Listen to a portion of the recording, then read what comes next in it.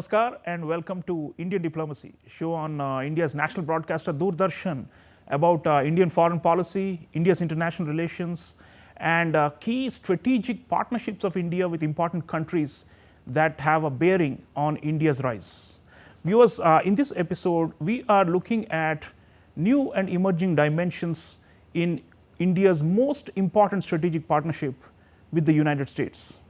The US-India Comprehensive Global Strategic Partnership has been flourishing over the years, but there are new dimensions that have emerged in it, and it promises to be truly a defining partnership that will remake the world order in the 21st century. So we're going to be talking about all these emerging aspects and what more India and the United States together can do for prosperity and for security in the world.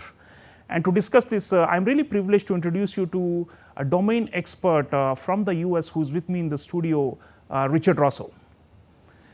Richard Rossow is chair of USIndia Policy Studies at one of the most important think tanks in the United States, the Center for Strategic and International Studies, or CSIS. He is a seasoned India expert and has been working on economic and security aspects relating to US-India cooperation for more than 2 decades. And it's a real honor for us to have you with us, Rick. Welcome. Pleasure to be here. Thanks for having me. Rick, this is, we say, every leader says this is the most defining partnership of the 21st century. And progressively, you've seen over the last 2 decades how it has, reached a certain high point. And now the question really is, which are the areas where you think we are really, the relationship is blooming? Why is it happening? And let's start with the economic aspect, because you've been studying it very closely.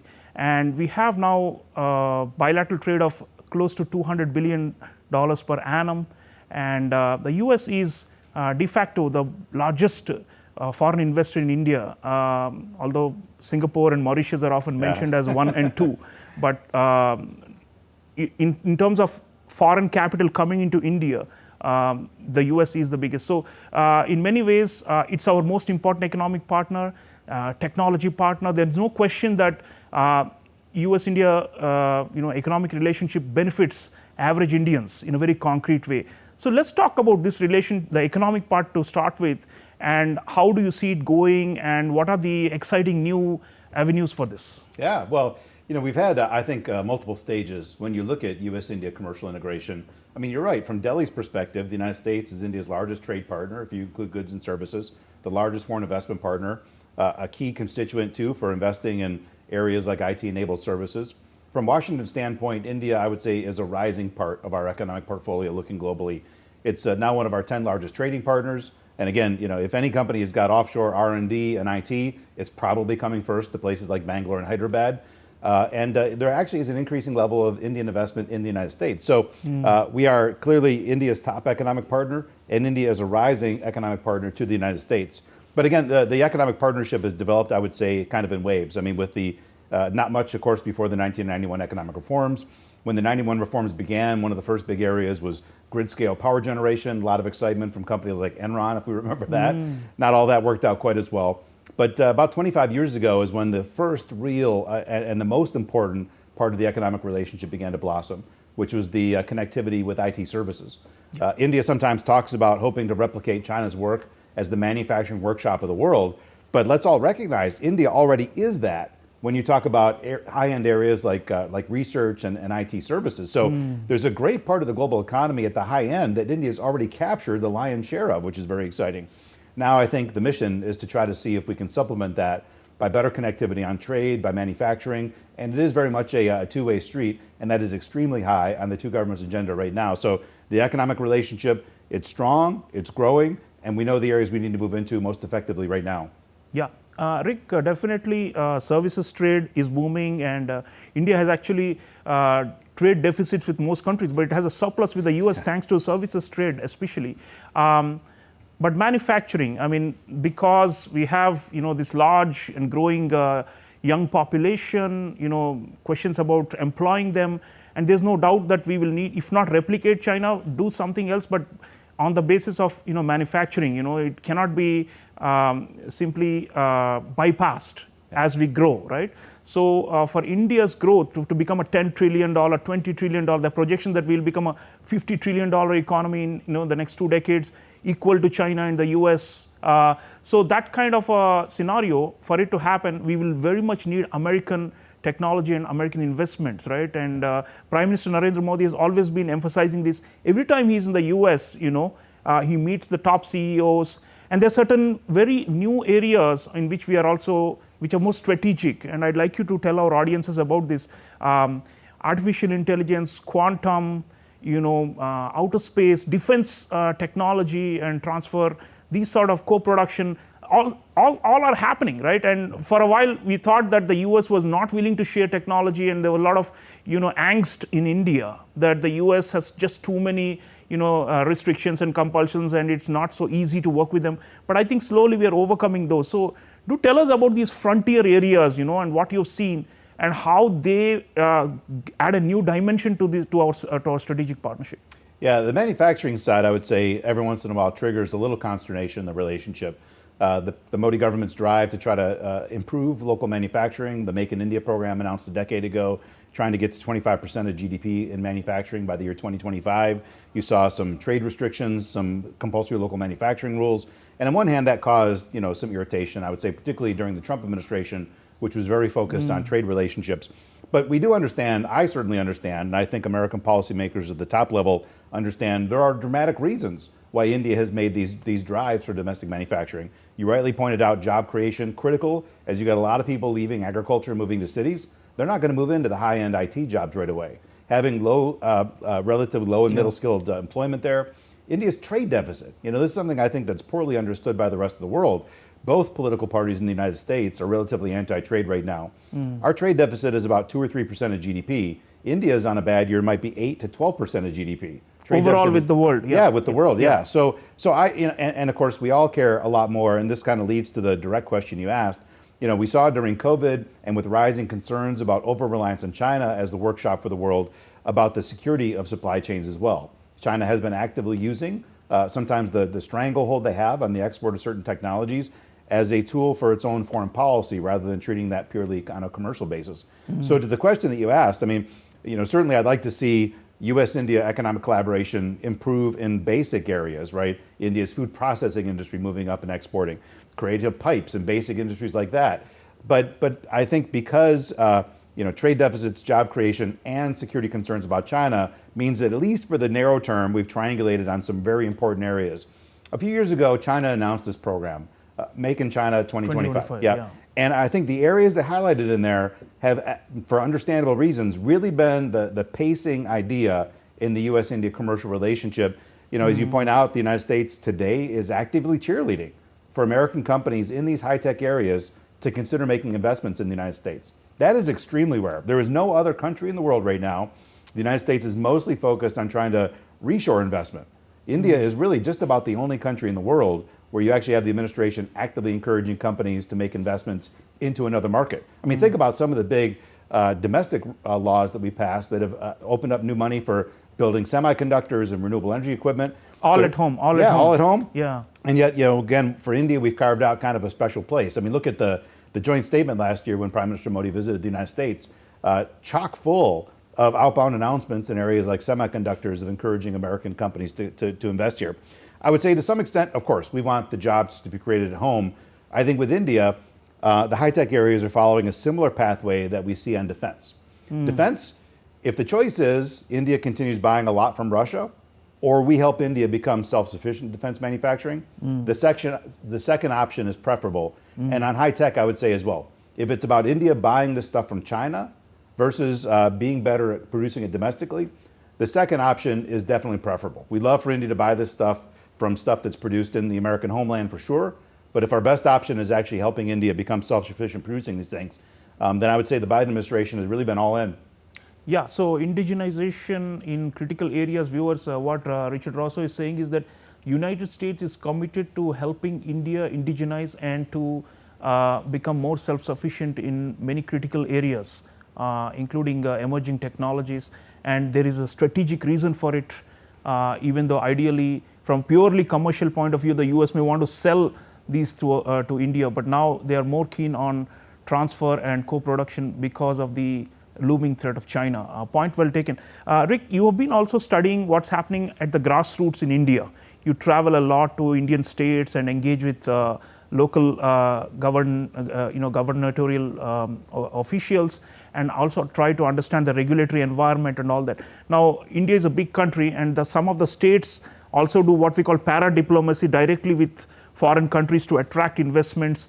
Prime Minister Modi has been encouraging a kind of competitive federalism, as we call it, where the states try to vie with each other to woo and attract more foreign investment. How is that going at the state level with the US? And American companies often bring delegations directly to the states and try to find agreements on the basis of which they can do joint ventures and so on. So how is that going? And please tell our audiences the importance of what is happening at the state level in India. Yeah. Well, I mean, at the end of the day, state governments are still primarily elected by rural voters, farmers, things like that. Opening up the economy, using a lot of political capital to make dramatic reforms, to make the economy work a bit better in areas like manufacturing and such, for a lot of states still is not the political priority, which I very much kind of understand. I mean, anybody that's elected to office first has to make sure that they're accommodating the people that got them there.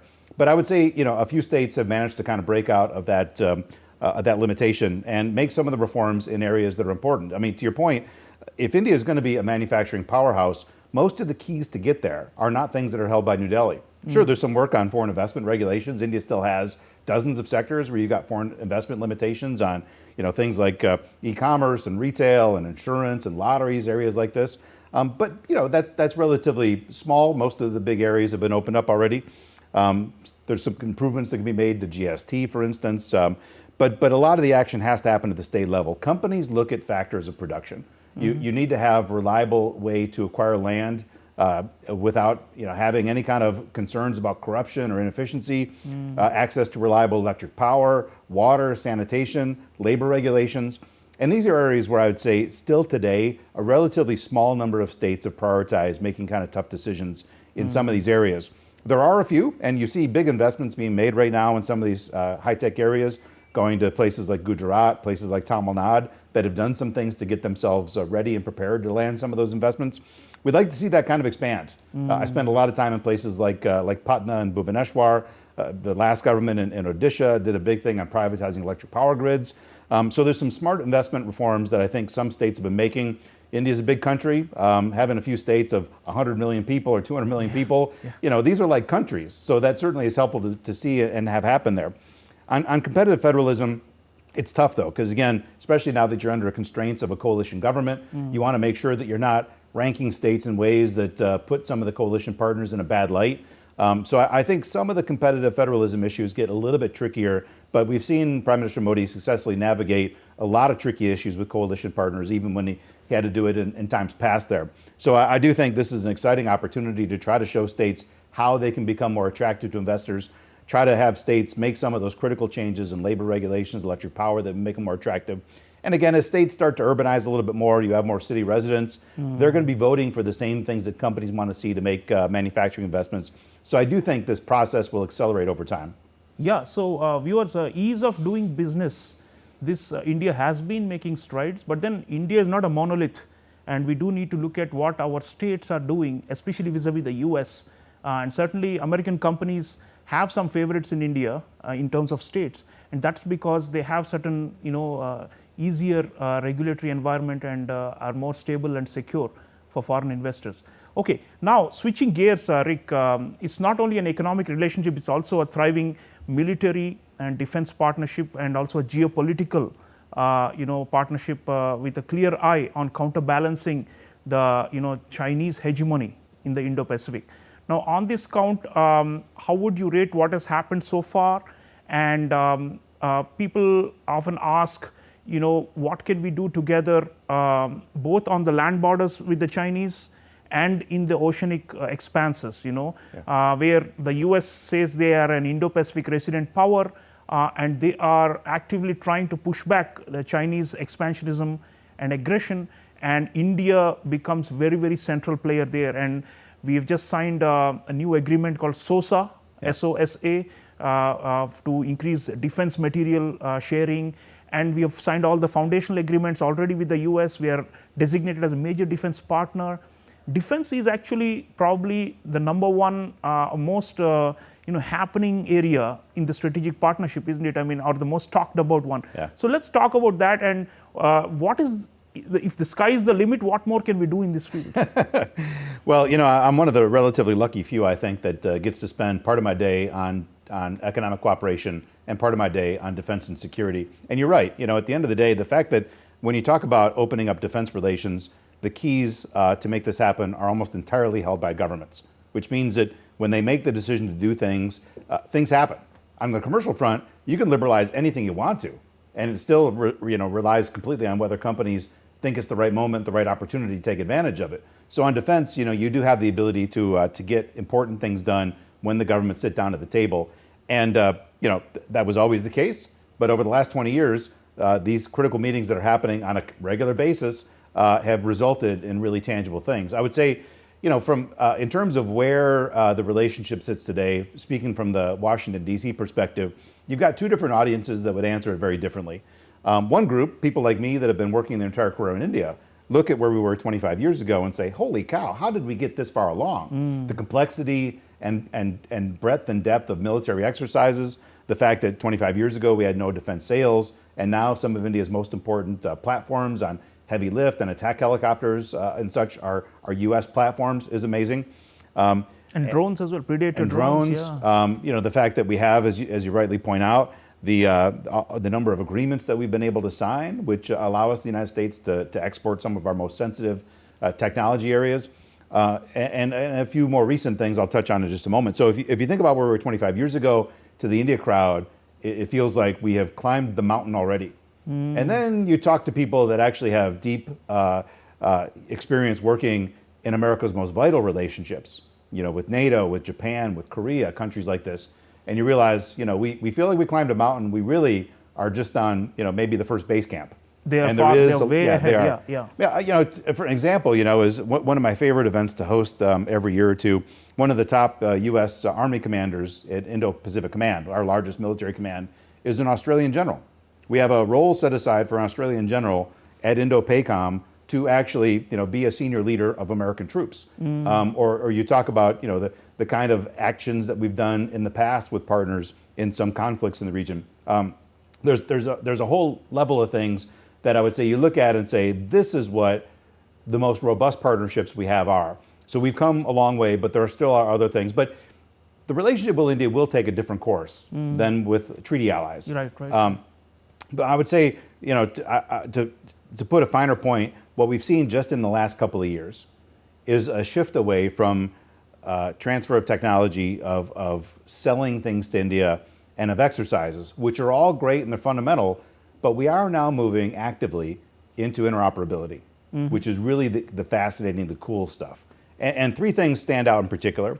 We all know, and we don't know the entire depths of it, but the United States provided intelligence support, probably material support when China's incursion happened in the mountains a few years ago.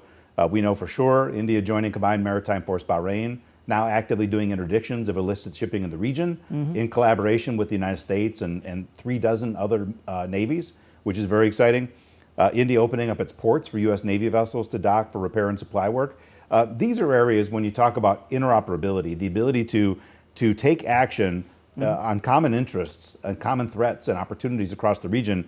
This is the real exciting stuff. And none of this was happening, barring some nascent naval cooperation during the 2004 tsunami, which of course was the trigger for the Quad. But now you see the level of complexity and interoperability that's taken off. You set the table by signing agreements, by having similar equipment, by doing exercises. Now we're actually carrying out in practice in ways that we never were. Yeah, practice and operationalization is the key, viewers. And the point is, India and the United States are in the waters and on land, jointly doing many things to deter our common adversary. And that's a point well taken. Sometimes in India, people become skeptical about whether the US is fully committed and whether the US is playing a double game, etc. But the reality on the ground, you ask our militaries, you ask the state officials who are critical, as Rick Rossow is saying, for the defense partnership, and you can see how far we have come. And It's some people may even call it a de facto alliance, but those are the things that are happening, and it certainly beefs up our security position in the Indian Ocean and in the Indo-Pacific, helps India to project power. Rick, now this partnership has been driven by our leaders, and when there are changes in administration, on the Indian side, of course, this is the 11th year of Narendra Modi administration, and we are almost certain that it will continue for the foreseeable future. On the US side, there's been volatility, like change of turnover of power. Many presidents have come in and gone out, and we will have a new president, whether Democratic or Republican, from 2025. So these changes, how much do you think they affect the overall strategic partnership? And we often say it is bipartisan. We don't worry whether it is Kamala Harris or Donald Trump. But there are some nuances and some changes and shifts that happen, right? So what would be your, suppose there is a, whoever comes in, what do you think, continuity with change? I think that's a better way to look at it than just, change or just pure continuity, isn't it? That's a good line. I might borrow that once in a while. I'll make sure I give you credit if I do. I think depending on who wins, you will see some change in what we see in the relationship right now. I think on military cooperation, areas like the Quad, things like that, I do think that it will absolutely be entirely on point. I think we'll stay the course. You saw the Quad expanded when Donald Trump was president the last time. You saw military interoperability and exchanges continue to grow and flower during that period. So I suspect the great pace and trajectory we see on defense ties will be unchanged whatever happens in the election. I think on commercial is really the area where I think you might see some change. Donald Trump, of course, is very concerned about U.S. trade deficits.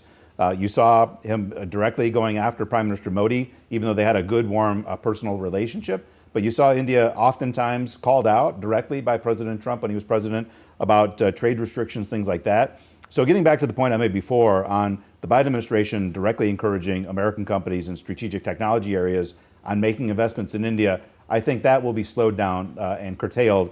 And some of these lingering issues we have from some of these trade protections we saw adopted in India and some counter protections adopted in the United States, I think that'll rise to the forefront again. So a little more tension on the trade and economic front, but I think things that we can manage, because ultimately, the decision makers closest to the President of the United States, when you talk about commercial relations and defense relations, the upside in defense is strong enough that I don't think they're going to let a little tension on the commercial front wreak havoc in the relationship. So I suspect at the top level, relatively steady, but a little bit of a slowdown on commercial cooperation if Trump comes back to office. Yeah, so it's a multi-pronged relationship, viewers. What Rick Rossow is saying is that there's so many aspects from the space, outer space to the seas, as they say. There's so many issue areas on which India and the United States are working together. So one or two points of friction don't mean the whole relationship goes down. It's such a thick strategic partnership that we have built. Rick, it's not only bilateral. Let me take a last word from you on the broader regional cooperation. We are core members of the Quad, and in the Indo-Pacific, there is a test for the Quad because of the kind of bullying and intimidation that we are seeing from the Chinese towards smaller neighboring countries like the Philippines, Vietnam, Taiwan, and so on. So everyone is asking, okay, you have Quad summits and you say we have signed more agreements and we are doing more things together. We have joint exercises, Malabar naval exercises comprising the Quad countries. But then the proof of the pudding, they say, is what is happening on the ground. Are we able to really push back the Chinese, which is our shared strategic goal? Or are we still just posturing and signaling, And at what point do we show that actually the interoperability and all that of all the 4 Quad countries will come together, which becomes like a strong defensive wall that, maybe another island chain, if you like, the first island chain, second, and maybe a third one involving India, which will actually stop the Chinese Navy from expanding, prowling all over the place and, sending their research vessels and submarines and challenging India's domination in our own backyard. So to what extent the Quad and where US and India can drive this forward? Yeah. So far the Quad has kind of stepped away from being an overt military partnership. And so they focused instead on 2 other critical missions. Number one is, again, trying to make sure that we can work collaboratively so that none of us are too reliant on China for strategic technology areas. So you see Quad work streams in areas of critical minerals, semiconductors, things like that. So that's a commercial function. The second area is what can the Quad members do together to provide goods across the region. So for instance, the vaccine partnership, which probably moved a little bit too slowly during COVID, but it provides, I think, to get those muscles of cooperation working. So the next time you've got some kind of a global health crisis where Japanese money, Indian production, things like that can come together, it's going to be an exciting opportunity. So I would say, getting that muscle memory together in economic cooperation and providing goods to the region, very important steps. On military, you do see with the announcement of the creation of a humanitarian assistance disaster relief working group under the Quad, first responders typically tend to be militaries. So you've got, I think, the first real opportunity where our militaries are starting to work together in a relatively benign area, humanitarian assistance. Non-traditional security, as they call it. Yeah. But whether it's going to evolve into something that is more overt security cooperation is yet to be seen. Getting 4 countries to collaborate on this and kind of view China in the same way at the same time is not always easy. There's times when Japan might want to reduce tensions a little bit. Australia right now is probably in that position. Or when you got political flux, which several of the countries have, taking major security decisions can be a little bit more tricky. So it's been, I'd say, slow to articulate what a security vision is going to look like for the Quad. But I expect China remains the pacing threat in terms of what the Quad does. If China continues to put military pressure on India, Philippines, other partners across the region, I suspect that Quad countries are going to be well positioned to start thinking about those roles. So I would say China is the one that's going to define how fast, how quickly, and what roles in a security role the Quad's going to play in the future. Yeah. So viewers, what Rick Rosso is saying is that many of our bilateral strategic partnership with the US and also the broader Quad and Quad Plus and other formations, all of these to a great extent, how securitized they become also depends on the Chinese actions. And we have clearly indicated to the Chinese that if they do not restrain their excessive use of force and abusing smaller countries, then we reserve the right to push back, right? So I think we are still at the stage where it's definitely not a military alliance, but there is AUKUS and other alliances of which the US is a part of. So there is a security architecture, the lattice work, as the Biden administration calls it, and that will remain in place, and it may become more activated if the Chinese if push comes to shove. So that's the kind of situation we're in. It's been a really enriching conversation with Richard Rossow. I want to thank him for being with us here today. Thank you, Rick, and thank you for the work that you're doing to promote this most seminal relationship. You're one of the few people in the US who we count on as our real friends in India, and we believe that we need unofficial ambassadors like you to cement this relationship and take it to unprecedented heights. Our External Affairs Minister, Dr. Subramaniam Jaishankar, said, "You ain't seen anything yet in the US-India partnership." So while you said, in the last 25 years, it looks like we have climbed the mountain, like you said, maybe we are still only at step 1 or 2, and the horizons are just beckoning. So I want to thank you for this work, and please keep doing this, and you have our fullest support. Thank you for that. It's a real pleasure to be here. Great questions, and we'll see what happens with the US elections coming up. Right. So viewers, there may be some shake-up with January 2025 with the new administration in the US taking charge. But the overall story is that this is a linear, progressive success, the India-US strategic partnership over the last almost 25 years. And there are obstacles, but they can be overcome. And that is the sum of this discussion with Richard Rossow. Do think about strategic partnerships and how we can further imbue them with strategic content and strategic operationalization of these partnerships so that they can really shape the region and the world order itself. So thank you for watching. I'll see you again next time. Until then, take care.